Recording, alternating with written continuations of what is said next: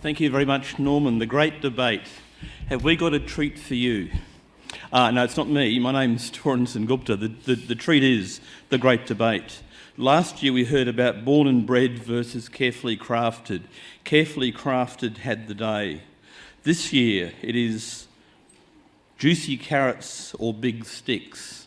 Now that might come from the parable of the donkey, but that's actually nothing to do with rural workforce, so I believe. We have two teams. We have the contenders from last year. Would you please welcome, in order of speaking, Emily Harrison, Ben Dodds and John Hall.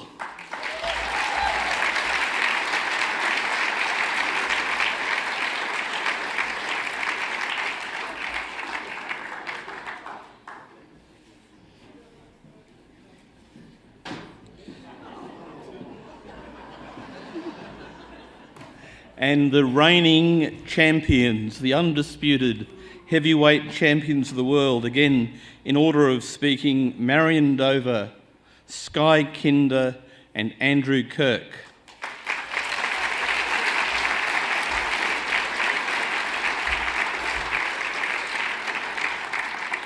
If they're not here within 2 minutes, what's the cricket rule? The batsman's out? Forfeit. You've claimed a forfeit.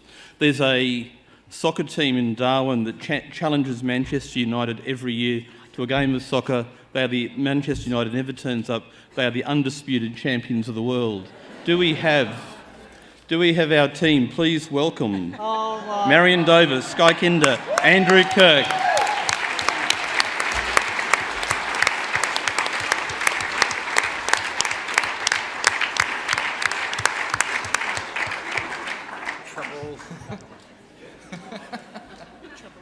While the Teletubbies are making their way to the stage, I'll explain the rules of engagement. We have 3 speakers for 4 or 5 minutes each. Each speaker gets a 1-minute warning. A 1-minute warning, Peter. Okay, which we'll demonstrate. That is their invitation to Brexit with conditions. If they go to the end of time, there is a longer bell, which is continuous. Brexiting with no conditions. We have several burly registrars in the audience prepared to carry them off the stage. These guys were seen lifting 10-ounce weights last night in preparation, so be warned. You will also have the chance to vote via the app. There's a poll. That is not open at present, but the PIN number is available, 1755. You can open that, but we would ask you not to vote until the end of the debate. So, to open the batting for the juicy carrots, please welcome Marian Dover. Marian.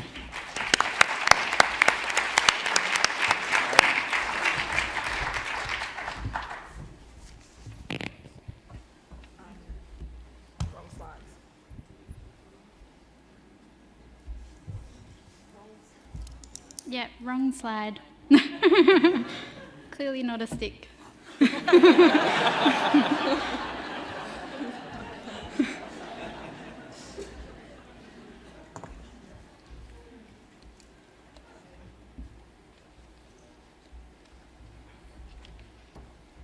This is as simple as ABC, XYZ. Always be calm, examine your zipper.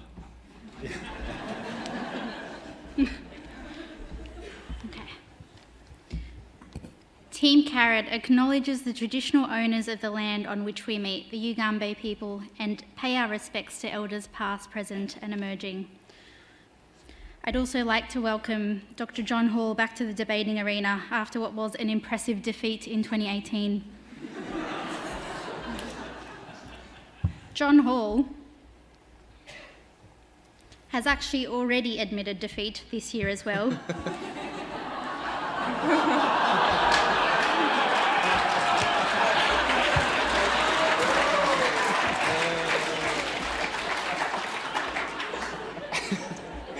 John, we couldn't agree more. Carrots are the best decision for rural doctors with future vision. A stick is anything that requires you to do something that you actively do not wish to do. A carrot is an incentive that motivates or facilitates you to achieve something that you are interested in. Let's make it clear that a carrot is not just money, and I will embellish on this today. Ladies and gentlemen, the argument between carrot and stick is actually very simple. We want a sustainable rural workforce. We want doctors who feel valued and appreciated, who have a sense of community and fulfilment from their work, who have been welcomed, mentored, supported and embraced by their communities. Sticks might put bums in seats in the short term, but it's not a long-term solution. Carrots are the best decision for rural doctors with forward vision.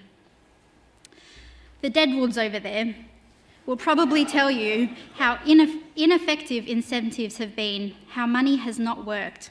They're in fact wrong. I trawled through probably about 100 articles on the incentives that we've used in Australia.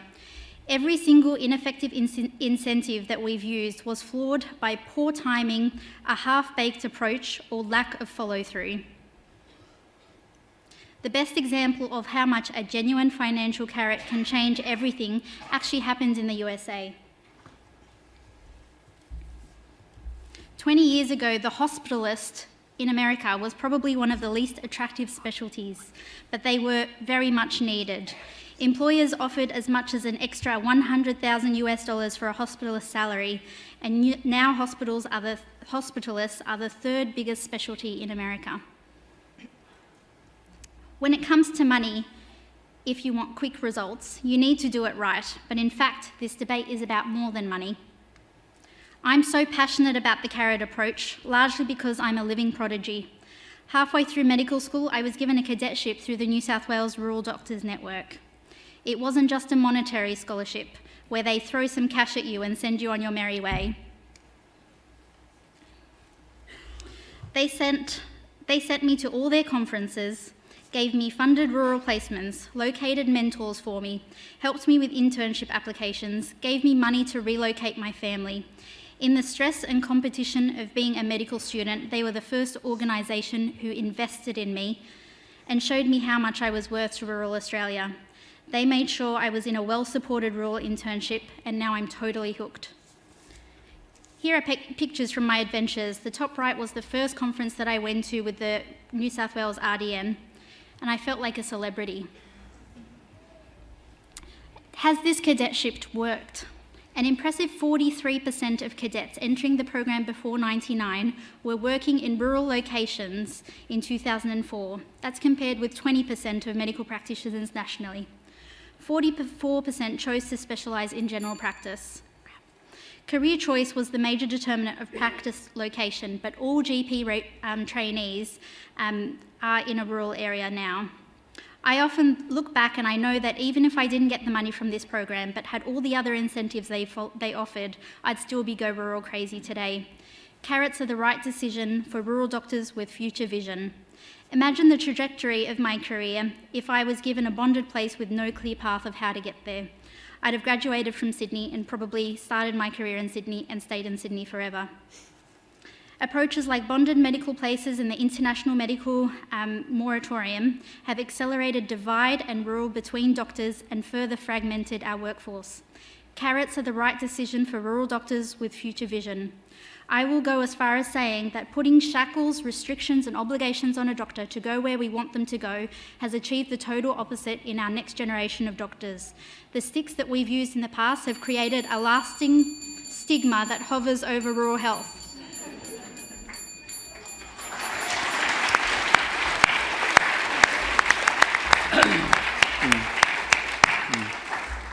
Thank you very much, Marian. Plenty of juicy material there. To open the batting for the big sticks, please welcome Emily Harrison. Emily's from Victoria. She has a FACRM and I believe she's currently unemployed and looking for a job. So you're in the right place. Welcome.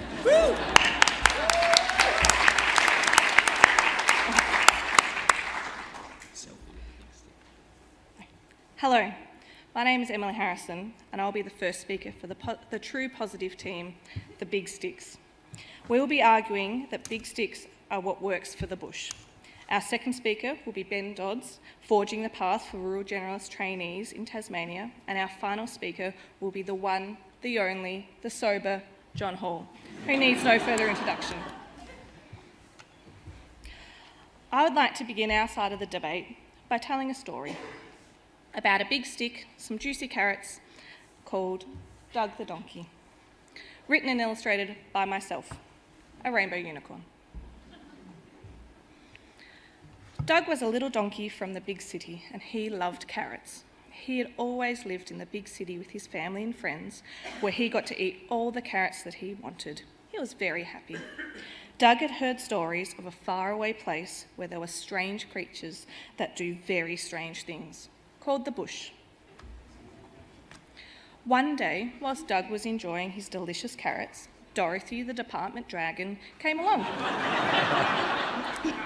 "Hi, Doug," she said. "We need you to go live in the bush, as there are too many donkeys in the big city." "The bush? Oh no," cried Doug. "I don't want to live in the bush. There are strange creatures there doing very strange things." "Well, Doug," said Dorothy, "I have a big stick that will make you go to the bush, and if you want any more carrots, you'll have to follow the big stick all the way out of the city to the bush." Because Doug loved his carrots so very much, he left the big city. He walked a very long way, over hills, through forests and deserts, and as he walked, the big stick was always there, and the carrot was always out of reach. When Doug arrived in the bush, he discovered a magical place, something magical. Instead of the strange creatures doing very strange things, he discovered a beautiful rainbow unicorn. "G'day, Doug," said the rainbow unicorn. "My name is Rosie, and welcome to the bush. We are so happy to have you here. It's been a long time since anyone's visited us. Will you be staying for long?" "I don't want to stay here," said Doug. "I'm only here because Dorothy, the department dragon, forced me to come with a big stick." "That's okay," said Rosie. "Dorothy sends lots of donkeys to the bush with big sticks, and some even enjoy it. Why don't you come and help me with some work to pass the time?" "If I must," said Doug, thinking of Dorothy back in the big city with her big stick. So Doug stayed with Rosie, helping her with her many jobs. Rosie helped little Joey with his cough, old Koala with her aches and pains, and even Fat Wombat too. Rosie kept everyone living in the bush happy and healthy, and Doug was amazed. So one day, whilst relaxing by the river, Doug said, "Rosie, you're amazing. I wish I could be just like you." "You want to be a rainbow unicorn too?" asked Rosie. "I do. It's not always easy living in the bush, but I love it. What do I need to do?" "Why, it's simple," answered Rosie. "You just need to eat a magical carrot found all over the bush." "Carrots?" responded Doug. "I love carrots, but I haven't had one for a very long time." "Well, here's a magical carrot for you, Doug. It will turn you into a rainbow unicorn." So Doug ate the magical carrot and was transformed into a beautiful rainbow unicorn. "I'm so happy now that I'm a rainbow unicorn too," said Doug. "I can stay in the bush with Rosie forever, eating all the juicy carrots I want." So the rainbow unicorns, Doug and Rosie, lived happily in the bush. They worked together, helping everyone to be happy and healthy, and Doug got to enjoy all the juicy carrots he wanted. But Doug was always grateful to Dorothy, the department dragon, for forcing him to go to the bush with her big stick, because the juiciest carrots only come after the biggest sticks. Woo! Thank you.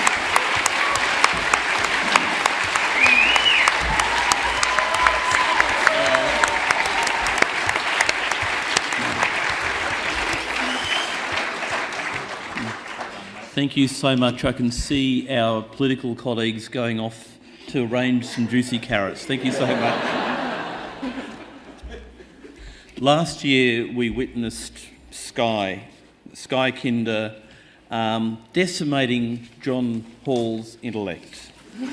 Not hard. She has graciously refused to have a battle of wits with an unarmed person.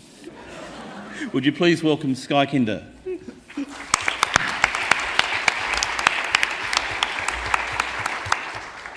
So thank you all. While our fellow team here are telling you fairy tales, I'd actually like to introduce you to a different donkey, and that's George Orwell's Benjamin, the donkey of Animal Farm.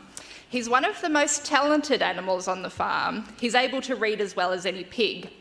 However, he rarely uses his ability because he feels there's nothing worth reading.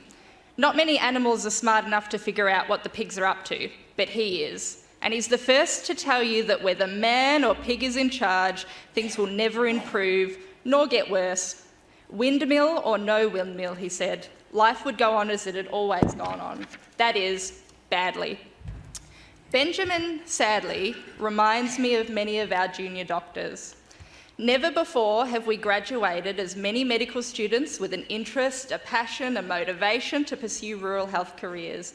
And yet during our pre-vocational and vocational years, for many that interest, passion and motivation is beaten by sticks into ambivalence.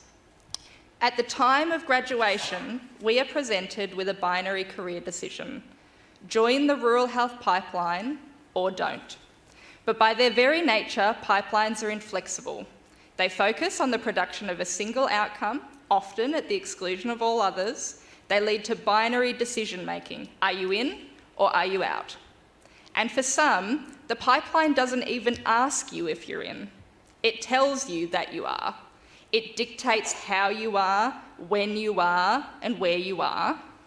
I'm talking, of course, about bonding, and for some, about losing your Medicare provider number if you don't do it satisfactorily. But the reduction of rural health to a single, predetermined career trajectory undermines the inherent diversity of the sphere. Our junior doctors in particular are a varied and diverse cohort with an assortment of specialty and career ambitions. But all too often we see their interest wane, their cynicism grow, and their dreams of a rural career fade away. Talented, just like Benjamin, but no longer able to find anything worth reading. Taking the stick to our junior doctors has failed, and bonding is a prime example of that. We've seen record numbers of doctors withdraw or attempt to withdraw from bonded programs, and from every problem that bonding hasn't solved, it has created several more. The administrative burdens, the costly contract changes, the dislocation of families, professional isolation. Though perhaps worse, or worst of all, as we've touched on, is the stigma. The understanding that no junior doctor would ever willingly choose a rural career. They only go there by force. So if you'll indulge me once more, I'd like to end with a quote from our friend Benjamin on Animal Farm. His passion for rural medicine, a thing of the past, replaced with a dispassion for the stick. In his own ambivalent words, he would say that God had given him a tail to keep the flies off, but he would sooner have had no tail and no flies. Carrots are the right decision for rural docs with forward vision. Thank you.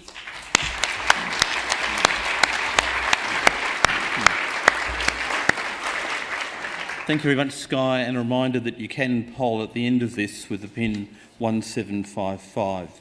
Our next speaker is Ben Dodds. Ben hails from Tasmania, which is famous for massive forests, enormous trees, and a forestry industry, all of which in fact gives us big sticks. Please welcome Ben.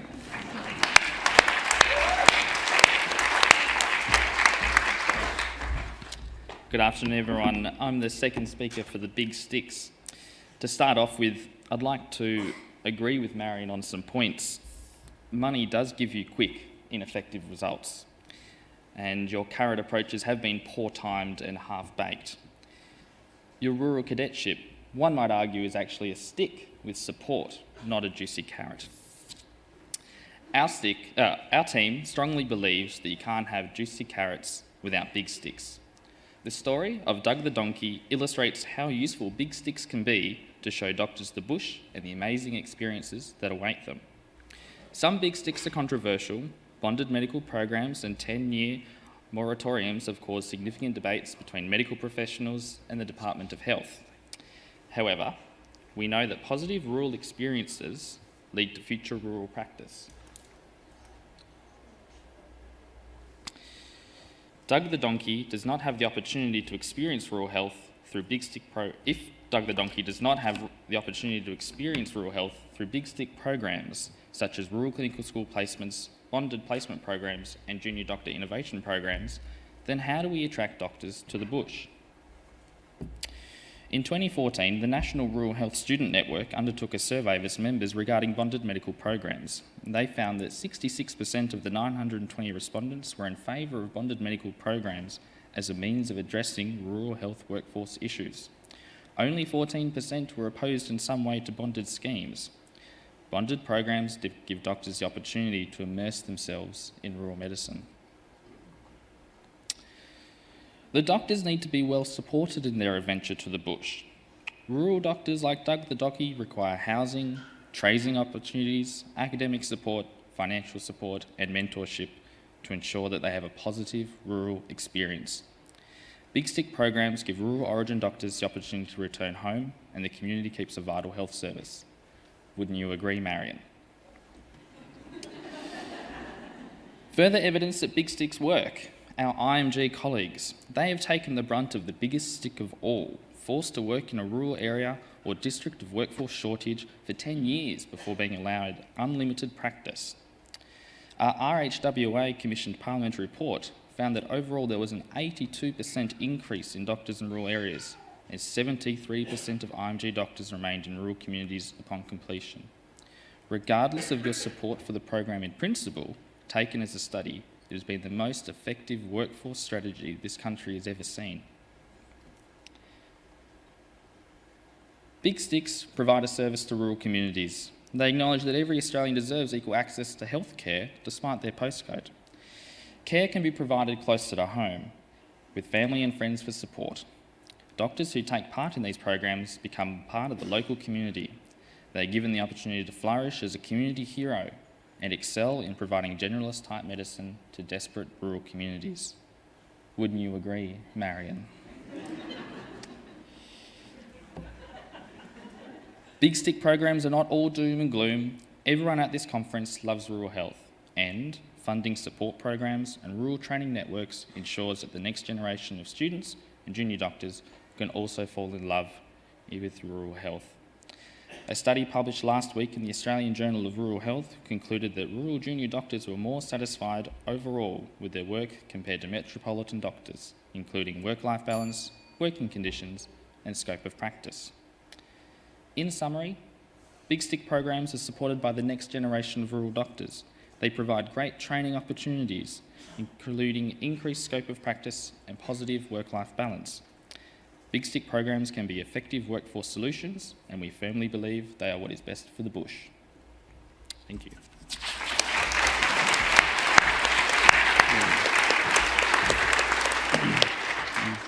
Thanks very much, Ben. Our third speaker for the Juicy Carrots, our undefeated captain from last year, the carrot top himself, West Australia's answer to Les Norton. Please welcome Andrew Kirke.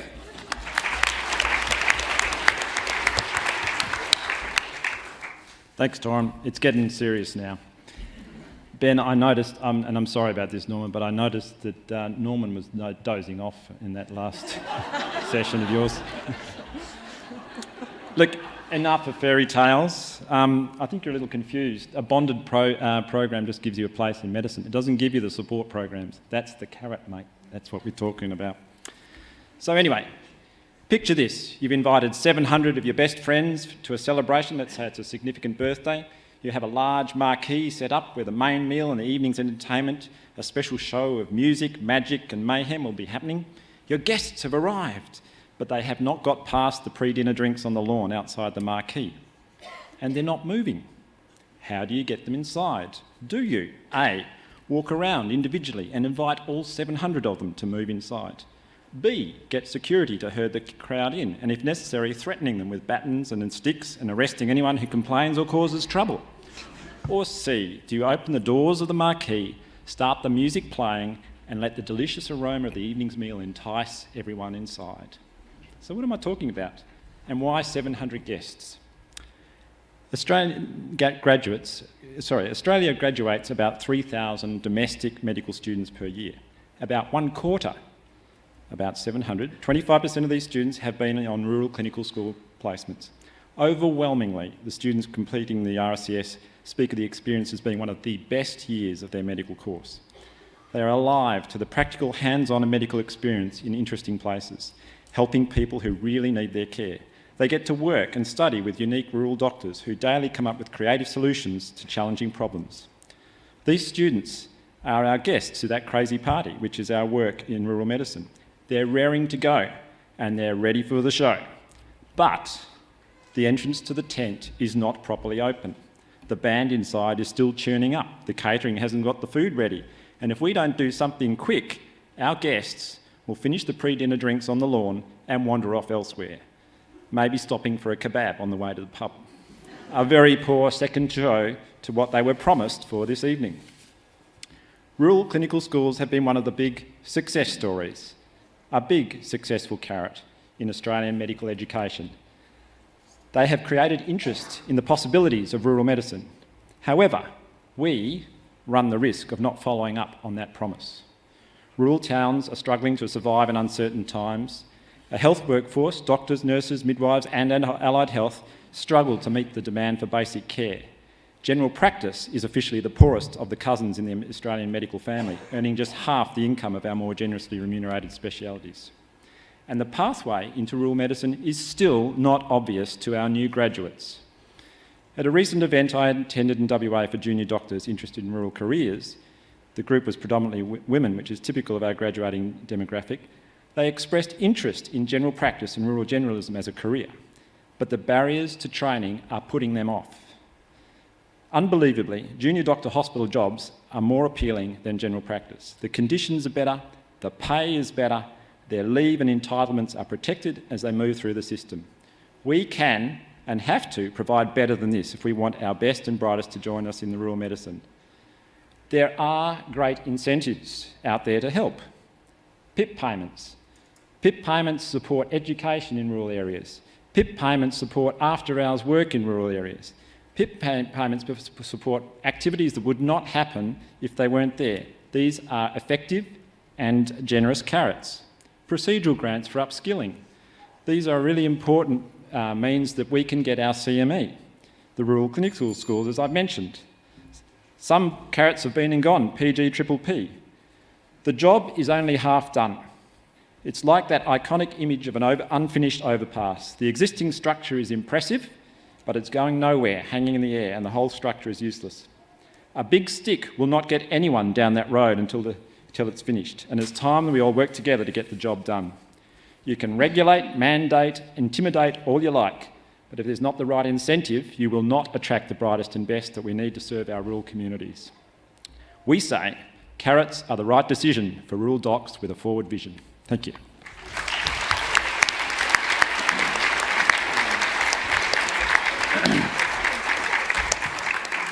So, Andrew said it's getting serious.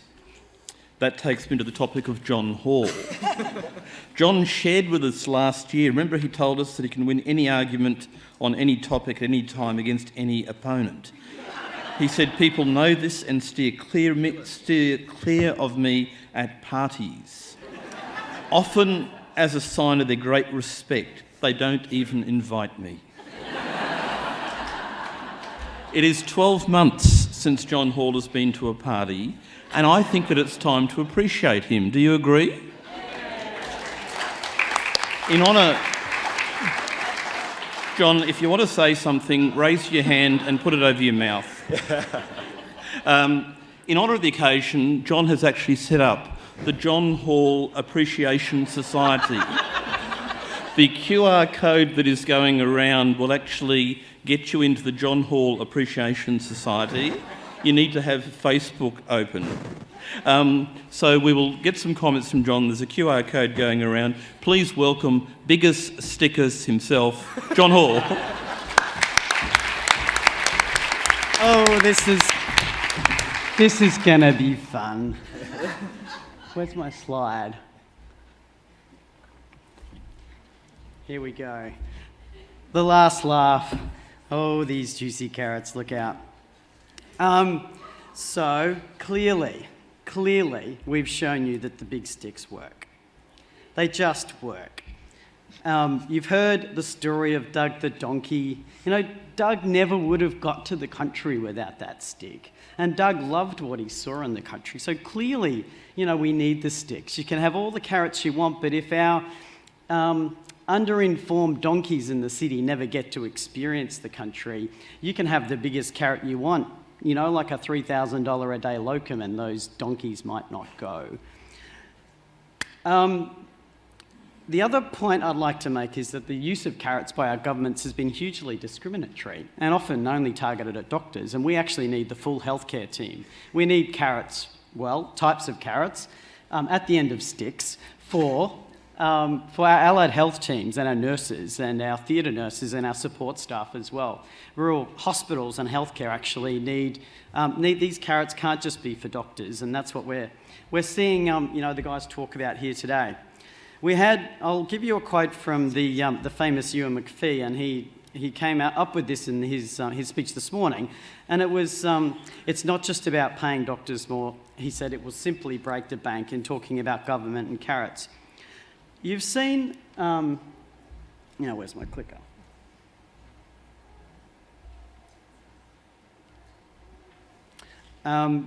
You've seen Ben's argument about the moratorium, and this is real, you know, and as much as we might not like the moratorium, and RDAA policy doesn't support the moratorium. And it's not because we don't think it works, it's because we think it's unfair and inequitable. We actually think that it shouldn't just be for IMGs. You know, if this program works that well for IMGs, imagine how many more doctors we would have in the bush if we applied the moratorium across the board in some form, in a supported fashion, with some carrots and some support and some joined up training and pipelines and all of those buzzwords tied in with it. You also heard from Ben that students actually support stick-like programs like scholarship schemes and the like, and conscription. So the students actually like it because they get a chance to go out west, and often they get supported in that process. But if there wasn't programs that you know, gave them the vehicle to do that, then they wouldn't actually see and experience the joy of rural practice and diverse rural practice that we know we've all come to love. Now, let's just talk about the carrots and their arguments. So, Marian tried to tell us that money hasn't worked. There's plenty of rural jobs in Australia where you can get paid really well, and in Queensland under the rural generalist pathway, the pays are significant, and in many cases they're higher than what you can earn in a busy, productive general practice in the city. What we saw was an initial surge in placements with the rural generalist pathway, but I would say to you that's not long-lived, and we are starting to see an attrition of some of those doctors coming back to metro and regional areas. So that clearly hasn't worked in its entirety, and then it's a complex issue, but those carrots of big rural generalist wages are not necessarily going to be the whole part of the equation, and they can have perverse effects on other forms of care like general practice and other areas. Claiming bonded schemes don't work as well is completely wrong. I graduated in 2000, and about 20% of my cohort went rural, and most of those guys were on a Queensland Health bonded scholarship. And most of us went into leadership in rural medical politics, and many of us have been presidents of our respective state rural doctors' associations. So again, I don't buy into that scholarships are, you know, a stick-like program hasn't worked.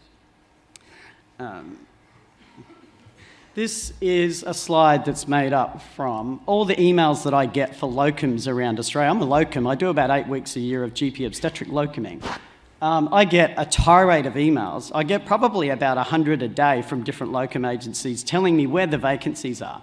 Those dots are all the vacancies that I've collated over a year. And they're vacant, and many of those locum ads don't get filled, and many of them are $2,500 to $3,000 a day. Carrots clearly not working on their own. Now, I'll come to Skyfall over here and her little story about Animal Farm. We work in a 4 legs good, 2 legs bad economy, and old Major Napoleon and Snowball.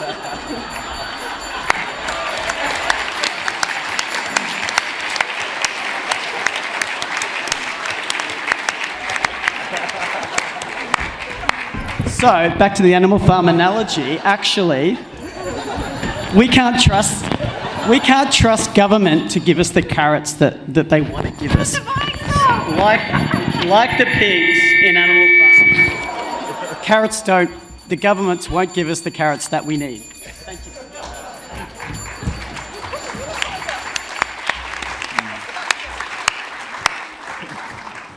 Before you criticise, walk a mile in someone else's shoes. A, you're a mile away. B, you've got his shoes. I've got John's laptop. Do I email a health minister with some critical feedback? These sites you've got open. Okay. Folks, have we now got voting open? Is voting open? You need to go to your poll, put in the PIN number 1755 and then vote. So the voting is open now for a minute. So while we're voting, you can also access the QR code and show your appreciation of John Hall. You need to just scan that in, open contacts in your app and save it in the Great Debate. That will take you to John Hall's page. Would you please, while the voting is coming in, thank all 6 speakers. Thank you so much.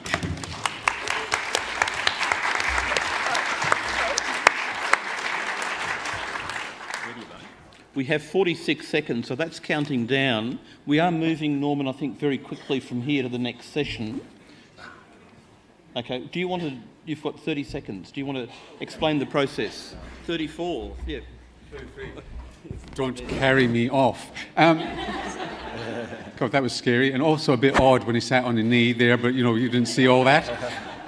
Well done to both teams. It was a great thing. So very quickly into the next session, we're running late, and we'll have a slightly shorter afternoon tea. So really the key here is move quickly between sessions, if you don't mind. Thanks very much.